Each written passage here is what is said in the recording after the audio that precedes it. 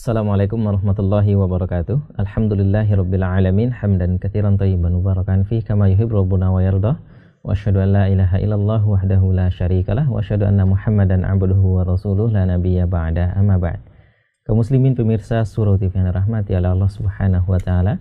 Alhamdulillah dengan nikmat, rahmat dan hidayah dari Allah Subhanahu wa taala di pagi yang berbahagia ini, alhamdulillah kita masih diberikan kesempatan oleh Allah Subhanahu wa taala untuk menjalankan aktivitas dan rutinitas kita. Salawat dan salam kepada Nabi kita Nabi Muhammad sallallahu alaihi wasallam. Allahumma shalli ala Muhammad wa ala ali Muhammad. Baik Bapak Ibu yang dimuliakan oleh Allah Subhanahu wa taala, di pagi yang berbahagia ini, alhamdulillah kita berjumpa lagi dalam program Kata Dokter bersama Dr. Muhammad John SPKJ. Alhamdulillah beliau sudah berada di studio meluangkan waktunya untuk bersama kita pada pagi hari ini. Baik, kita sapa terlebih dahulu narasumber kita. Assalamualaikum Pak Dokter. Sehat Pak Dokter ya? Terima kasih Pak Dokter sudah hadir di studio meluangkan waktunya untuk berdialog atau memberikan wejangan kejiwaan ya Pak Dokter ya. Masya Allah di pagi hari ini, dan menjawab pertanyaan-pertanyaan dari Bapak Ibu yang insya Allah nantinya akan kami berikan kesempatan di line telepon 0751 7051 026 atau melalui pesan singkat di 081166933332. Baik Bapak Ibu yang dimuliakan oleh Allah Subhanahu wa taala, di pagi hari ini topik kita ialah kesedihan dan dinamikanya ya Pak Dokter. Dan depresi. Ya, depresi juga ya. Ya, baik. Bapak Ibu yang dimuliakan oleh Allah Subhanahu wa taala, inilah menjadi topik kita pada pagi yang berbahagia ini. Namun sebelumnya kita berikan kesempatan terlebih dahulu kepada Pak Dokter untuk menyampaikan mukadimah atau pendahuluannya. Silakan Pak Dokter. Assalamualaikum warahmatullahi wabarakatuh. Waalaikumsalam. Para pemirsa Surau TV yang insya Allah berbahagia dan salam sehat jiwa. Untuk pada hari ini insya Allah kita akan mendiskusikan tentang kesedihan, depresi dan dinamikanya. Jadi kita bisa melihat dan membedakan mana sedih yang wajar, mana juga sedih yang mengarah kepada gangguan mental. Kemudian kita melihat bahwa kehidupan manusia itu naik turun. Jadi seperti yang selalu saya bahas, pagi senang, siang belum tentu, kemudian malam ada peristiwa apa juga tidak tahu kita. Di situ perlu kita waspada. Kemudian juga kemarin kita membahas tentang kecemasan. Jadi kalau alangkah eloknya kalau kecemasan itu kita juga bahas tentang kesedihan dan depresi itu sendiri. Kemudian dalam kehidupan ini manusia, kita melihat fenomena yang terjadi, kok mudah menangis, mudah istilahnya baper, kata orang zaman sekarang, baper. Nah, bapernya ini kita perlu evaluasi, apakah ini memang dia ada kecenderungan mudah menangis, apakah memang lingkungan yang menciptakan dia mudah menangis, ataukah hal-hal yang membuat segala sesuatu yang sepele kok dia mudah galau. Itu perlu kita evaluasi, sehingga kita di zaman modern yang serba instan, serba ada, semua akses bisa didapat, seharusnya kita bisa memasukkan di dalam otak kita hal-hal yang positif, sehingga kemodernan ini tidak menjadi malapetaka bagi kita semua. Jadi kita hidup, kita juga bertanggung jawab untuk kematian sesudah kehidupan. Terima kasih. Iya, baik. Terima kasih Pak Dokter atas pendahuluannya. Dan tentunya kesedihan, rasa cemas ini Pak Dokter ya akan selalu ada di kita hadapi ya Pak Dokter dalam kehidupan kita sehari-hari. Dan rasa sedih dan rasa cemas ini Pak Dokter ini juga diajarkan oleh Rasulullah sebuah doa agar kita berlindung darinya nih Pak Dokter. Nah, tentunya yang dimaksud adalah kesedihan yang tadi ya Pak Dokter ya, kesedihan yang membuat seseorang depresi atau sampai putus asa juga ya Pak Dokter ya. Iya, baik.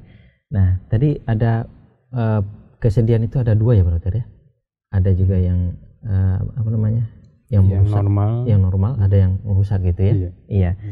Baik pemirsa yang dimuliakan oleh Allah Subhanahu wa taala, selanjutnya kami memberikan kesempatan bagi kaum muslimin yang ingin berinteraktif bersama narasumber kita. Silakan menghubungi 0751 7051 026 atau melalui pesan singkat di 081166933332. Ya, baik, ada suatu teori Pak Dokter bahwasanya kesedihan yang mendalam itu katanya akan berakibat pada gangguan psikis Pak Dokter. Iya. sehingga ya membuat seseorang itu kesurupan seperti itu kan. Ya. Apa penjelasan ilmiahnya tentang hal ini, Pak Dokter? Ya. Ini judul pembuka langsung ke intinya ya. Ya. Jadi kalau ini kita bagi-bagi terlebih dahulu karena pertanyaan satu paket, ada berhubungan, ada juga tidak berhubungan. Iya. Nah, jadi kalau kesedihan sendiri, untuk kesedihan kita melihat bahwa kesedihan itu adalah suatu hal yang wajar. Jadi kalau orang barat sadness, kesedihan. Kalau sorrow itu lebih dalam lagi kesedihannya. Seperti halnya kalau bahasa Inggrisnya house, thirsty. Tapi kalau haus sekali bahasa Inggrisnya exhausted. Nah, itu kata guru bahasa Inggris ya.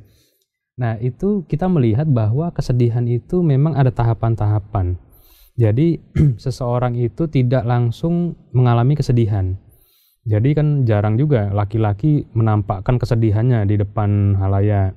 Kalau wanita memang ada kecenderungan dia menampakkan. Nah, kita melihat bahwa kesedihan itu timbul dari beberapa proses. Walaupun peristiwanya mungkin hari Jumat, mungkin dia timbul hari sedihnya itu hari Senin. Nah, itu bisa kita lihat dari teorinya Kubler-Ross. Kubler-Ross itu mengatakan yaitu dabda. Pertama denial, angry, bargaining, kemudian depression, kemudian acceptance. Nah, dari teori ini kita melihat orang sedih itu berarti ada stresornya, ada permasalahan yang tidak menyenangkan atau juga kehilangan. Nah, itu perlu kita evaluasi. Nah, dari sini teori Kubler-Ross masuk. Ketika hari Jumat dia ada masalah, pertama dia denial dulu. Enggak, ini bukan saya ini. Atau dia kena misalnya nauzubillah min zalik, orang yang kena HIV AIDS itu pertama didiagnosa, kemudian diberikan bad newsnya oleh dokternya, kemudian dia pertama bukan sedih, yang kita nampakkan adalah denial. Wah, salah kali itu dokternya, periksanya itu salah dan segala macam. Kemudian tahapan selanjutnya adalah angry dia bisa udah saya nggak usah di rumah sakit, saya pulang aja, saya daripada di sini nggak jelas, nah segala macam, dia angry, timbul tahapan keduanya. Kemudian tahapan ketiga yaitu bargaining itu dia mulai berpikir, wah ini kalau kita nggak berobat tertambah parah. Nanti kalau misalnya saya ikuti pengobatan nih, orang antrinya minta ampun, malunya minta ampun, ini penyakitnya apa, ditanya apa juga bingung menjawab. Dia mulai bargaining, ngambil untung dan ruginya. Nah, kemudian tahapan selanjutnya yaitu adalah depression. Jadi ketika dia bargaining, ketika dia menghitung untung ruginya, ketika dia tahu dia sakit HIV, ini contoh aja, bukannya kita mendiskreditkan untuk HIV, itu dia mulai timbul, kalau dia tidak coping mekanismenya tidak dewasa, adaptif, dia akan timbul namanya depression. Jadi depression itu tahapannya ada seperti itu. Nah, orang depression ini bisa juga dia mengalami perenungan yang dalam depresinya, dia merenung dan segala macam. Nah, itu alangkah baiknya adalah tahap akhiran adalah acceptance. Acceptance itu adalah menerima. Nah, atau orang bargaining, ketika dia tahapan bargaining dia tidak masuk tahapan depression, dia melihat oh ya keuntungannya banyak. Ini saya udah enggak mau maksiat lagi, saya enggak mau bikin kesalahan lagi dan segala macam. Dia kemudian masuk ke acceptance langsung tanpa harus masuk depression. Nah, jadi kesedihan ini kita lihat lompatannya di kolom depression itu sendiri.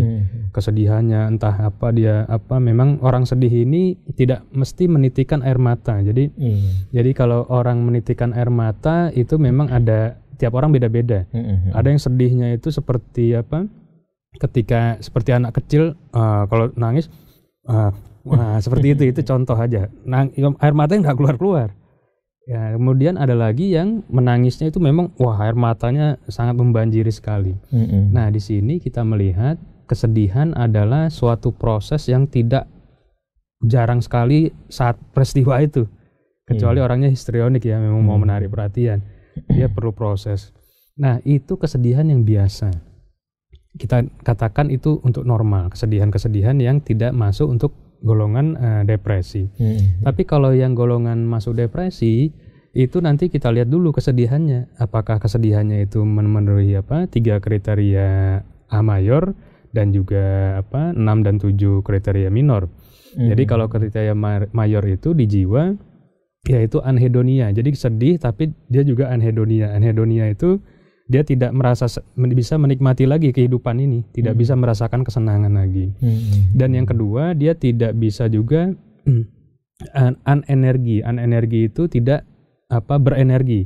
Jadi dia lebih banyak mengurung di kamar, lebih banyak menyendiri, tidak mau ke rumah kawannya dan segala macam. Kemudian yang berikutnya adalah afek depresif. Afek depresif itu wajahnya kelihatan, orang depresi itu sangat-sangat kelihatan. Jadi ibaratnya kalau 3 mayor ini ada salah satunya ataupun 2 dan 3, itu sudah bisa masuk untuk kriteria depresi. Apalagi ditambah dengan kriteria minor, dari mulai sulit tidur, sulit makan, hingga keinginan bunuh diri. Nah, jadi pintu masuknya itu depresi itu adalah ternyata kesedihan. Nah, pintu masuk. Nah, ketika pintu masuk ini, kalau di Islam kesedihan itu tidak dilarang, di jiwa juga tidak dilarang. Orang mau mengekspresikan kesedihannya boleh. Kita tidak melarang jangan sedih, itu malah menghambat dia untuk mengekspresikan emosinya. Tetapi kita melihat batasan. Jadi ibaratnya kalau sudah mengganggu aktivitas, kemudian onset waktunya kalau depresi itu 2 minggu. Jadi kalau lebih dari 2 minggu udah masuk depresi dia. Atau dia kesedihan disertai juga dengan dalam onset 3 hari awal sampai 1 bulan. Itu juga namanya stres akut. Atau 1 bulan sampai 6 bulan gangguan penyesuaian dengan kesedihannya. Nah, jadi ibaratnya kalau sedih boleh-boleh aja. Kalau mau menangis boleh-boleh aja. Kalau mau ibaratnya agak baper boleh-boleh aja. Tapi kita harus melihat itu hanya bersifat sementara. Dan kita tahu untuk mengendalikannya. Kalau tidak bisa mengendalikan, insya Allah nanti ceritanya akan berbeda lagi.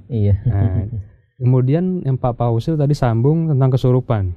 Nah, sebetulnya ini ada kausatifnya, hubungan sebab akibat, ataupun juga tidak ada hubungannya sama sekali. Jadi kalau kesurupan ini memang disebut juga untuk gangguan disosiasi. Disosiasi itu bagaimana seseorang memandang lain terhadap tubuhnya.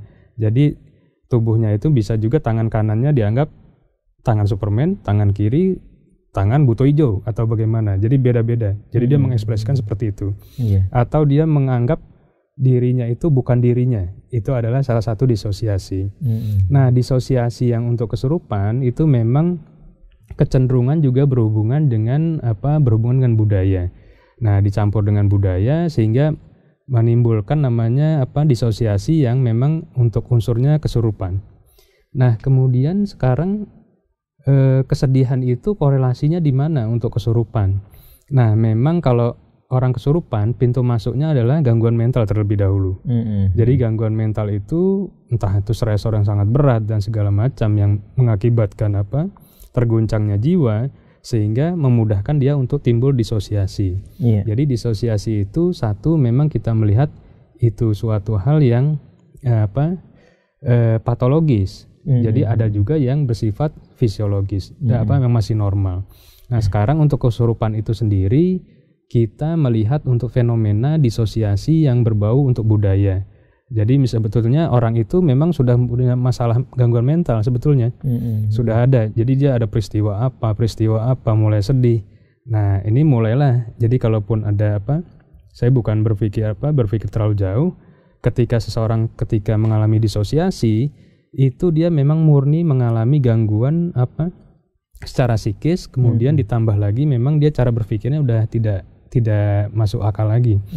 Nah, kemudian kalaupun dimasukkan unsur-unsur jin dan segala macam, itu wallahu alam. Karena saya kalau di bidang psikiatri kita membatasi untuk hal itu. Tapi sebagai muslim kita mempercayai bahwa makhluk itu selain manusia ada jin, iblis, setan dan juga malaikat. Sehingga kalaupun kita mau mengupas lagi, jadi pernah kita evaluasi orang kesurupan satu kelas bagaimana? Ternyata ada stresornya ternyata dia seminggu lagi mau ujian satu kelas itu. Kemudian setelah kita evaluasi yang kesurupan itu, waktu kita evaluasi di Jawa, itu ternyata yang kesurupan hampir 50% adalah wanita. Nah, wanita kan kecenderungan untuk hormonalnya dan segala macam. Jadi kalau kita membahas secara keilmiahan, memang faktor psikis yang mempengaruhi seseorang. Jadi ketika seseorang kesurupan, itu perlu didiskusikan dengan dokter ahli jiwa.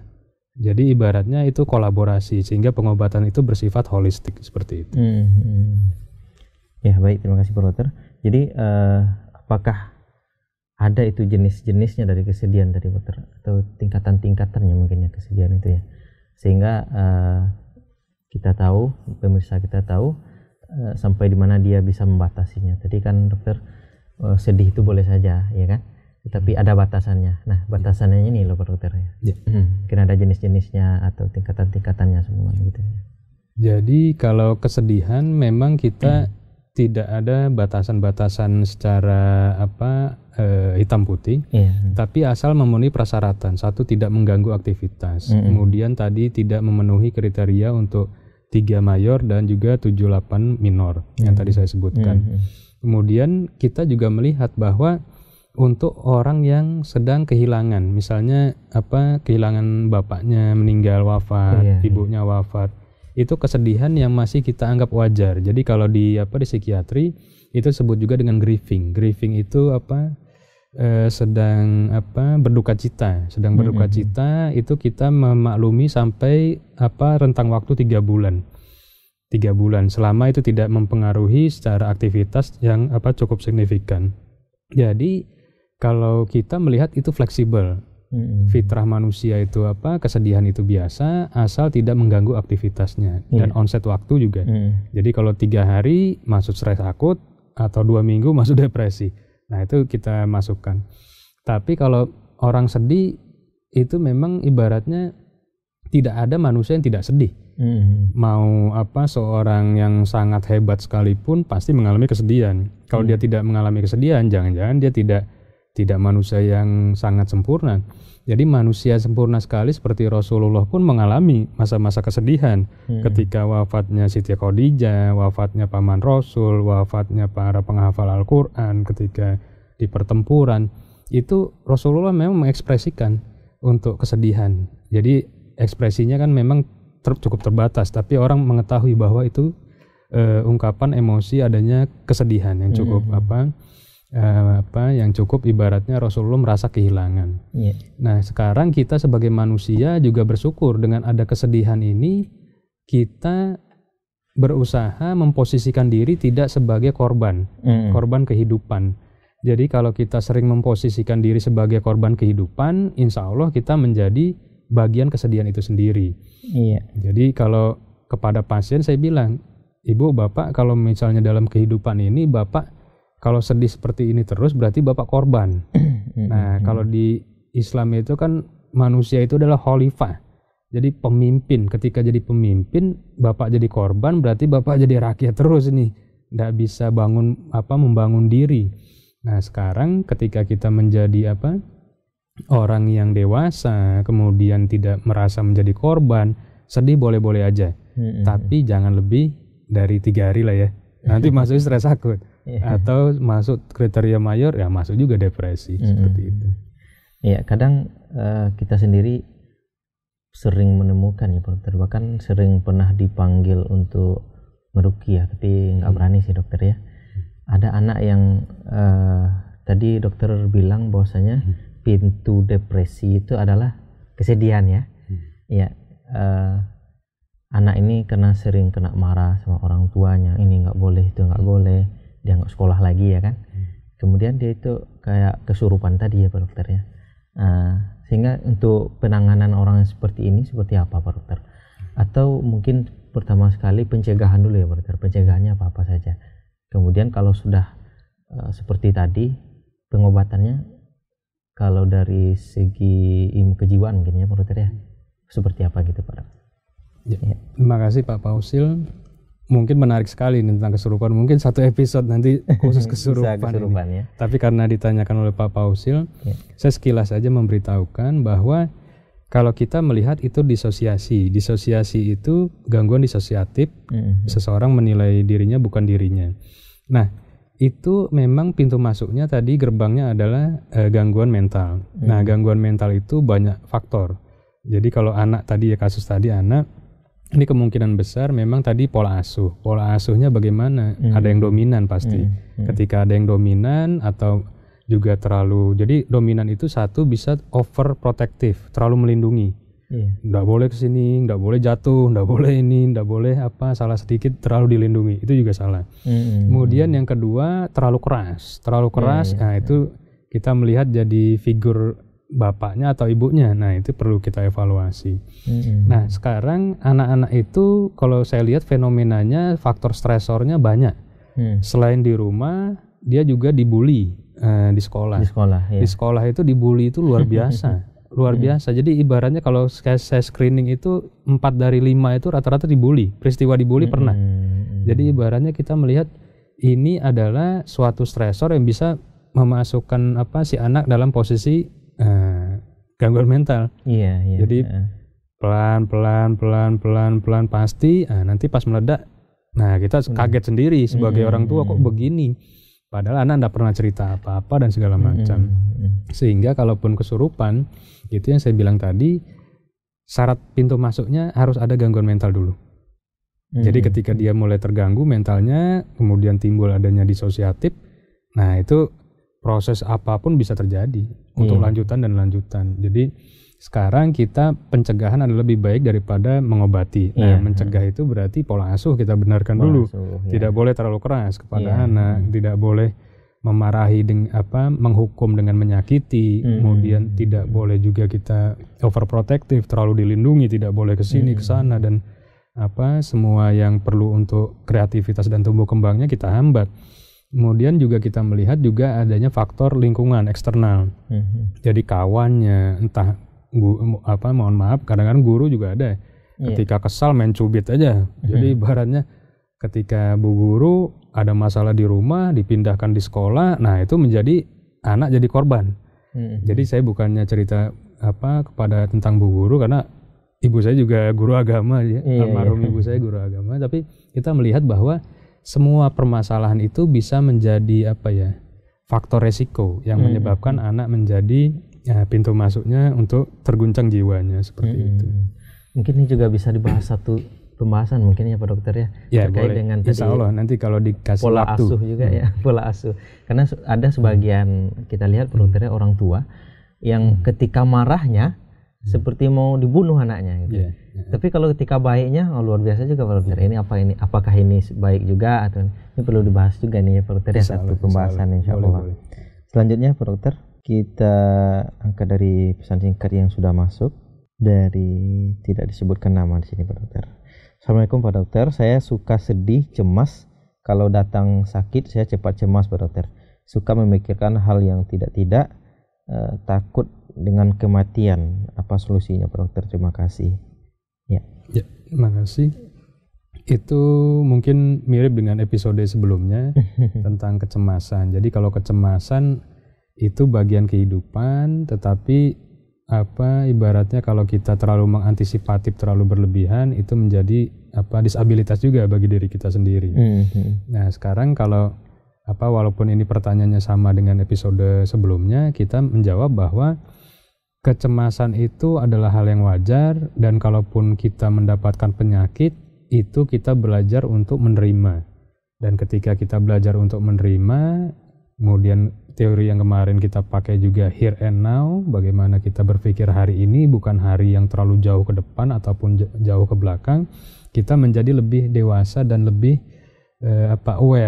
lebih aware terhadap apa yang terjadi saat ini. Bukan kita berpikir terlalu jauh yang terkadang kalaupun kita semakin pikirkan bukan mendapatkan solusi, malah mendapatkan ibaratnya suatu ide-ide yang penuh ketakutan. Mungkin jawaban singkat saya seperti itu. Iya, baik. Terima kasih Pak Dokter. Selanjutnya masih dari pesan singkat, kita coba angkat. Assalamualaikum Pak Dokter. Saya saat sedih dan menangis di hadapan seseorang itu tidak bisa mengungkapkan isi hati, isi pikiran saya kepadanya Pak Dokter. Malahan rasa sesak dan bertambah sedih dan nangis yang ada. Jadi bagaimana saya seharusnya Pak Dokter? Tolong juga Pak Dokter berikan tips agar hidup ini damai rasanya. Syukron, terima kasih. Ya, jadi ketika ingin mengungkapkan kesedihan tidak bisa. Nah, jadi kalau orang sedih, kita anjurkan memang ventilasi. Ventilasi itu adalah bagaimana dia mengkomunikasikan secara verbal kepada selain dirinya. Nah, ketika dia tidak bisa, mungkin dia masih ibaratnya ini sedihnya sangat-sangat mendalam. Jadi kalaupun masuk depresi itu biasanya kalau di rumah sakit itu adalah jenis-jenis mutisme. Mutisme itu ada yang mutisme selektif, ada pun juga mutisme memang secara keseluruhan. Mutisme itu apa? Mutisme itu adalah ketika seseorang kita komunikasikan, Bapak gimana hari ini kabarnya, dia diam aja. Mau pertanyaan 1000 pertanyaan dia diam.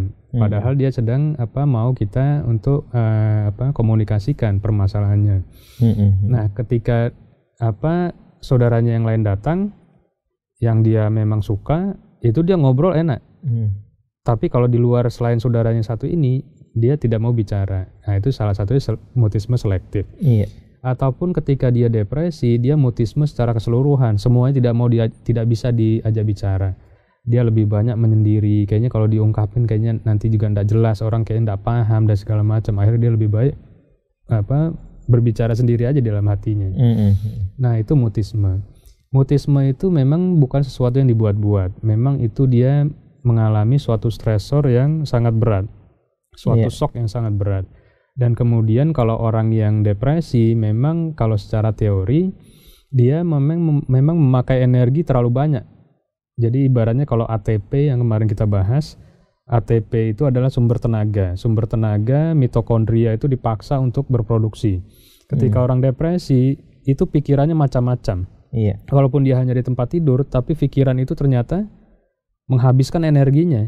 Jadi kata orang, wah lebih beratan jadi dosen daripada jadi tukang becak. Itu contoh aja. Ternyata orang berpikir itu ternyata luar biasa menguras energi.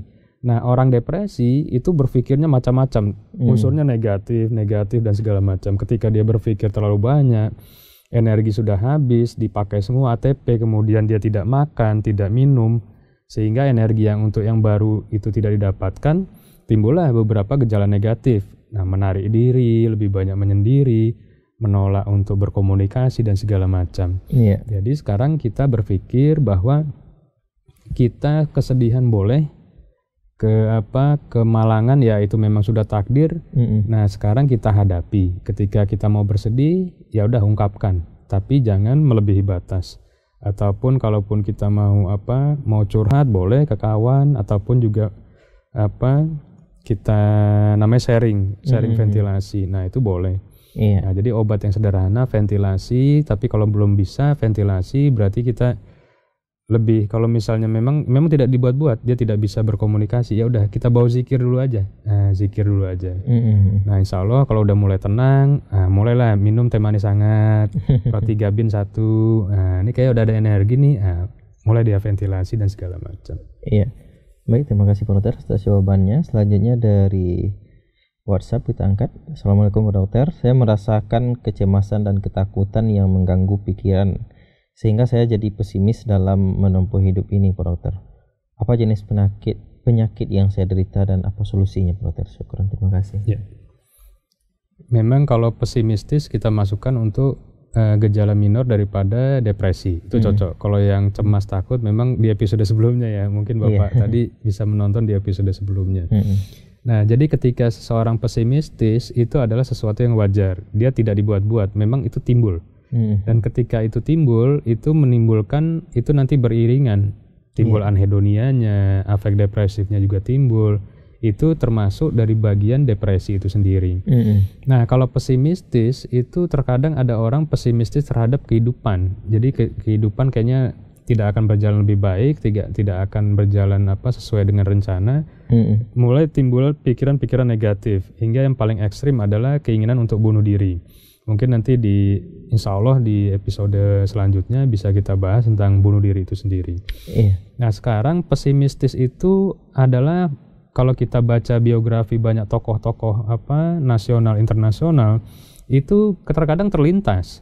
Jadi tidak hanya Bapak aja yang mengalami hal-hal pesimistis di saat dia mengalami suatu kebuntuan dalam kehidupan. Misalnya biografi saya pernah baca Pak Presiden Soeharto, itu juga dia agak pesimis ketika orang tuanya sangat miskin sekali. Baju dalam biografi itu baju yang buat keponakan sepupunya itu ternyata udah dipasangkan, dikasih oleh kakeknya kepada sepupunya. Nah, di situ dia melihat, kata bahasa Jawa, nelongso, kok begini banget hidup ini. Nah, itu dalam biografinya Pak Presiden Soeharto.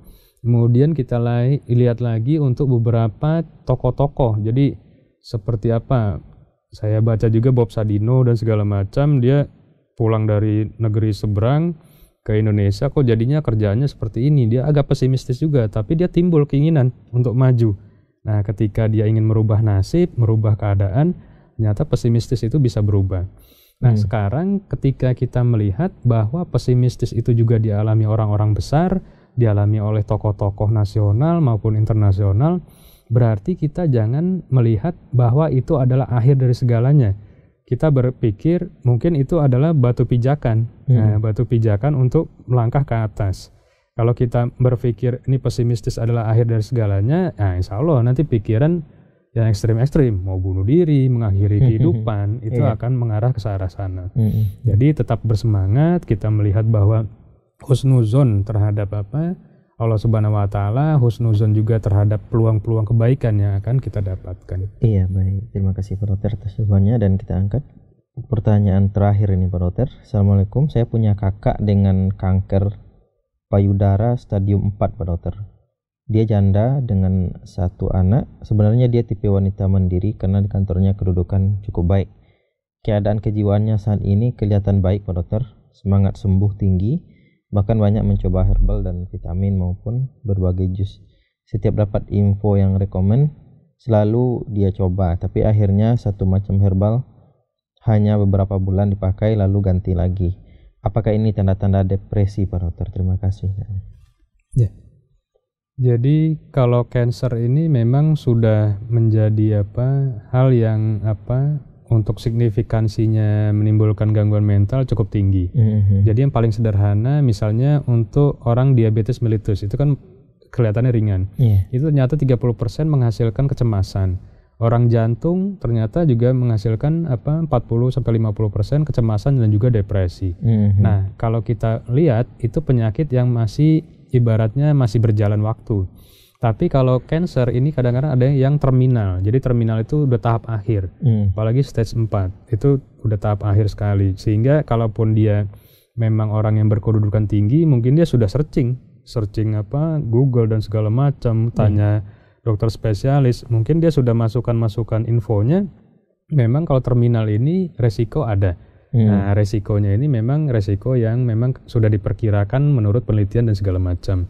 Nah, sekarang kalau kita lihat, kalau di kedokteran itu namanya prognosis. Prognosis itu adalah untuk tingkat kesembuhan seseorang ke depannya. Nah, di sini mungkin dia sudah terlalu banyak baca dan segala macam, akhirnya seperti orang panik. Jadi kalau orang panik itu dia berpikir rumput pun jadi. Nah, jadi ketika orang terhanyut di sungai, rumput pun jadi pegangan.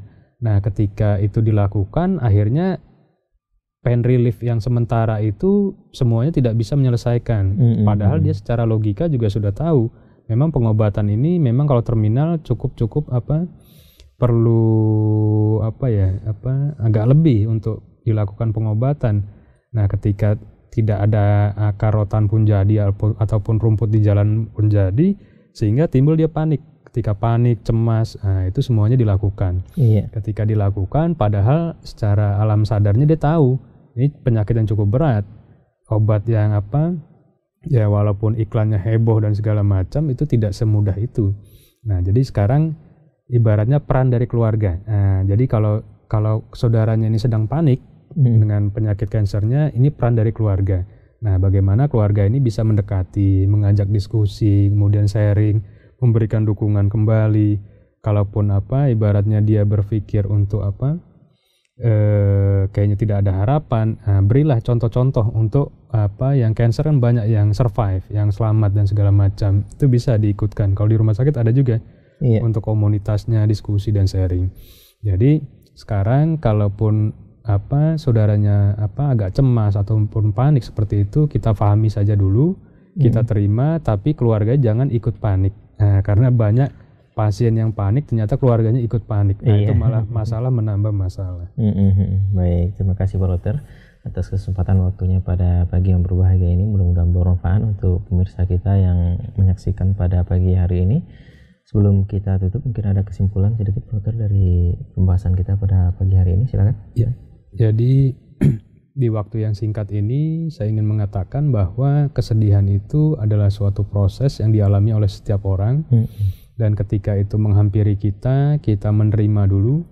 Ketika kita menerima, kita akan mengolah di alam sadar kita, di korteks, dikritisi bahwa kesedihan boleh sah-sah aja dilakukan, tapi jangan melampaui batas dan juga mengakibatkan diri kita menjadi lebih buruk lagi. Sekarang kuncinya adalah kita jangan menjadi diri kita sebagai korban dari kehidupan, tapi kita menjadi pelaku dan orang yang memang giat untuk maslahat bagi diri kita maupun juga umat. Ya, baik. Terima kasih Pak Dokter atas kesimpulannya pada kesempatan yang berbahagia ini. Mudah-mudahan Bapak Ibu dimuliakan oleh Allah Subhanahu wa taala. Apa yang telah beliau sampaikan tadi telah menjawab pertanyaan-pertanyaan dari pemirsa pada pagi hari ini. Mudah-mudahan bermanfaat dan tentunya ini juga menjadi satu tips bagi kita dalam hidup ini. Bapak Ibu dimuliakan oleh Allah Subhanahu wa taala, demikianlah perjumpaan kita. Jazakumullah khairan Bapak Ibu yang sudah berpartisipasi pada pagi hari ini, dan terima kasih kepada segenap kru yang bertugas dalam acara ini. Kita tutup membacakan subhanakallahumma wa bihamdik asyhadu an la ilaha illa anta astaghfiruka wa atubu ilaik. Wassalamualaikum warahmatullahi wabarakatuh dan selamat mengikuti acara selanjutnya. Barakallahu fiik.